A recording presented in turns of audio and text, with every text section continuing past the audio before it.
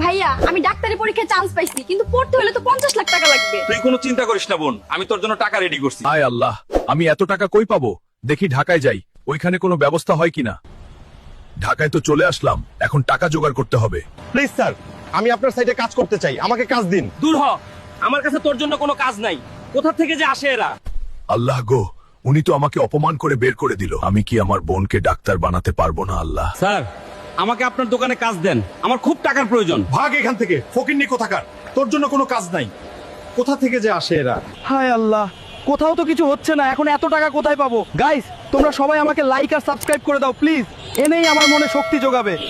শোনো শোনো শোনো, আজকে সুপার বাজারে কুস্তি লড়া হবে, যে জিতবে সেই পাবে 50 লাখ টাকা। সবার রইল বিশাল আমন্ত্রণ। কি? জিততে পারলে 50 লাখ টাকা? আমিই কুস্তি লড়বো তাহলে, এখনই যাই। কেউ কি আছো যে এই পেহেলবানকে হারাতে পারবে, নাকি সবাই ভিতর ডিম? না, আমি হারাবো তোমার এই পেহেলবানকে। শুরু করো কুস্তি, আজ আমিই হব বিজয়ী।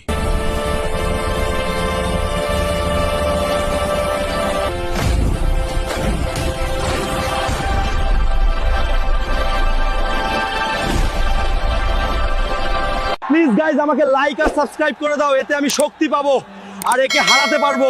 সাবস্ক্রাইব করে দাও প্লিজ, প্লিজ গাইজ, প্লিজ।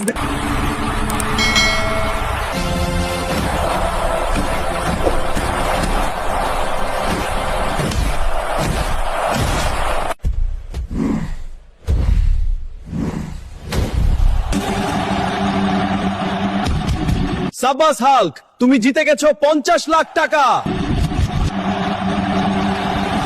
সাব্বাস হাল্ক, তুমি জিতে গেছো 50 লাখ টাকা। কি করবে এত টাকা দিয়ে? অনেক অনেক ধন্যবাদ আপনাকে। এই টাকা দিয়ে আমি আমার বোনকে ডাক্তার বানাবো।